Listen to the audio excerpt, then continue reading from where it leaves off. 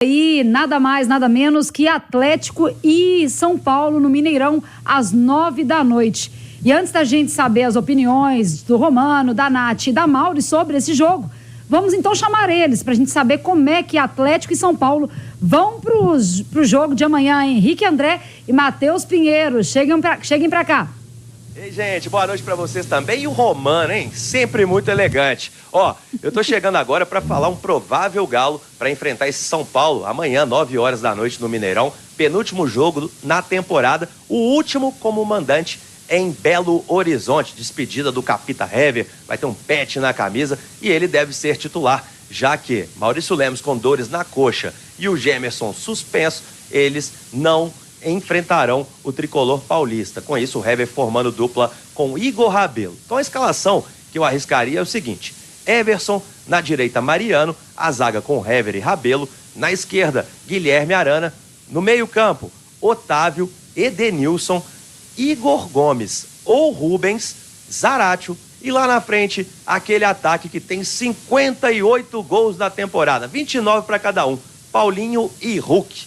Será que vai ser esse time que o Filipão vai pôr a campo? Vamos ver. Fala pessoal, uma boa noite à turma do Antes do Apito. Matheus Pinheiro trazendo as informações aqui do Tricolor de São Paulo. Dorival Júnior fechou a preparação com o elenco nessa sexta-feira. O São Paulo, que está tranquilo no Brasileiro, ocupa agora a 9ª colocação, não consegue ultrapassar o 7º colocado, apenas uma disputa ali pela 8ª colocação com o Atlético Paranaense, mas nada que mude no planejamento do São Paulo, que conquistou a Copa do Brasil inédita em 2023 e já está classificado para a Libertadores da próxima temporada. Dorival Júnior deve ter um elenco completo, deve ter um elenco com força máxima, pelo menos de quem ele tem disponível no CT da Barra Funda. Claro, seguem fora os lesionados Caleri e Galopo, são forças do ataque. Galopo está fora desde fevereiro, quando se lesionou contra o Palmeiras, e Caleri fez uma cirurgia para corrigir problemas contra o tornozelo. O último jogo que fez foi contra o Corinthians, no que fez os 2 gols da virada do Tricolor. Com isso, um time provável do São Paulo deve ter Rafael, Rafinha, Arboleda, Beraldo e Caio Paulista, Pablo Maia, Alisson, velho conhecido da turma mineira, ex-jogador do Cruzeiro, Michel Araújo, Erisson comandando o ataque, recebendo bola de Lucas e Luciano. Erisson que inclusive retorna de suspensão. São Paulo não tem suspensos para o duelo contra o Galo. Então Dorival aí com a força máxima que tem para as últimas 2 rodadas. Com informações diretamente de São Paulo, Matheus Pinheiro. Valeu, Henrique, valeu, Matheus. Romano, para começar, o Atlético ainda sonhando com o título, não depende dele, mas vai pegar um São Paulo aí já classificado para Libertadores e dentro de casa. E o São Paulo que tirou um peso das costas e não ter vencido fora de casa ainda no Campeonato Brasileiro, venceu na última rodada, né? Eu acho o seguinte, o Atlético, ele tá mirando o alto, aquele negócio, você mira no alto, se você acertar um pouco mais embaixo, você também ganha alguma coisa, que é ficar no G4. Agora, se ele vencer o jogo e as circunstâncias ajudarem, por que não?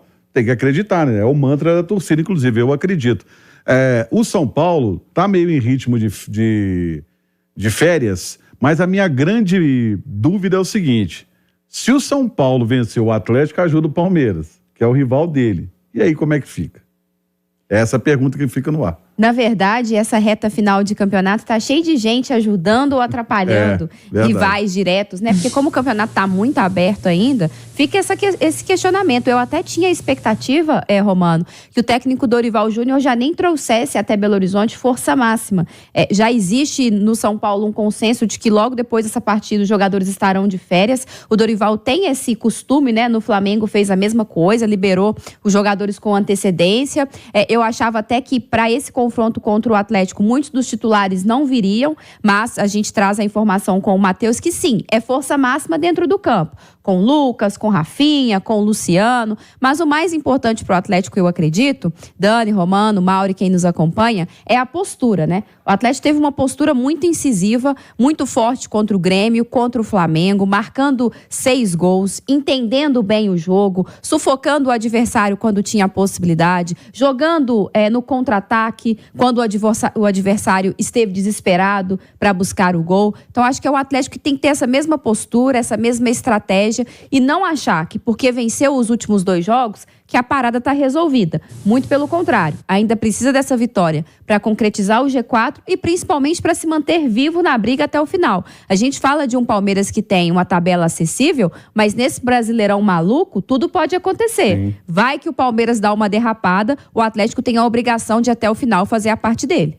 Ô Mauri, e é isso mesmo? O São Paulo, já classificado para Libertadores, tem que ir para cima do Atlético para não ajudar um rival lá de São Paulo? Olha, Dani, se eu fosse São Paulo, eu ficava bem tranquilo. Esse BO não é dele, entendeu? O Campeonato Brasileiro não é de São Paulo. O São Paulo tá tranquilo. Se eu fosse Dorival, como bem falou a Nath, já tinha dado férias pra todo mundo. Acho que tem que deixar, assim, o Atlético e se beneficiar desse momento, né? Não beneficiar o São Paulo, que é um grande rival, já ganhou muitos títulos, um ciclo muito vitorioso, né? Vai ser mais um título, né? Diante dos rivais de São Paulo. Se eu fosse São Paulo, eu ficava bem tranquilo, né? Ia pra Minas Gerais pra comer o quê? Um pão de queijo, tomar uma cachaça, comer um queijo, ficar numa boa, entendeu? E não incomodar a vida do Atlético, que, aliás, estou torcendo muito pro Atlético nesse final de campeonato, muito pelo Filipão, porque pelo que ele tá fazendo, pelos últimos 2 jogos. Eu acho que, assim, que quem não tinha... Claro, eu tava torcendo pelo Grêmio, mas o Grêmio não se ajudou. Como vocês comentaram, a função de entregar, né?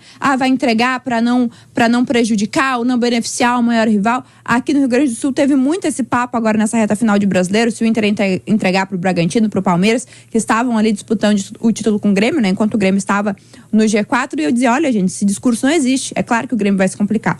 E o Grêmio se complicou. Então, sem Grêmio na disputa, eu estou torcendo pro Atlético por conta de Luiz Felipe Scolari, que está demonstrando um enorme trabalho à frente do Atlético. E não só por isso, porque ele sempre teve uma personalidade mais carrancuda e ele tá numa simpatia, né, nessa reta final de Brasileiro, que eu acho que é algo que a gente tem que manter. Então, se eu fosse São Paulo, se eu fosse Dorival, eu ficava muito tranquila. Mas, como bem a Nath pontuou, não é porque fez 2 grandes últimas atuações, né, nas 2 últimas partidas, que vai ficar tranquilo, porque é um time que já tá praticamente de férias. Não, tem que seguir nesse ritmo. Já que encaixou o time em grandes atuações, tem que seguir nesse ritmo, tem que dar o sangue até o final, para não depender de ninguém. Claro, não depende mais só de si para ganhar o Campeonato Brasileiro, mas tem que fazer a sua parte, que é vencer e fazer o máximo de gols possível em cada partida, porque vai que lá tem um critério de desempate, o Atlético tem que estar na frente. Ô Emerson Romano, e como seria esse meio-campo do Atlético, na sua opinião, para entrar contra o São Paulo amanhã? Bom, eu acredito que o Filipão não vai mexer no time, não. Sabe? Tá dando certo o Igor Gomes e o Edenilson. Acredito que ele não vai mexer, não. Ele vai ser obrigado a mexer na lateral, né? Porque ele começou com o Sarabia acabou sentindo, entrou o Mariano naquele jogo. No jogo contra o Flamengo. Mas eu não acredito que ele vai mexer no time, não. Até porque ele tem a possibilidade de colocar o Rubens depois, descansado, fazendo a função que ele determinar. Acho que ele não mexe, não.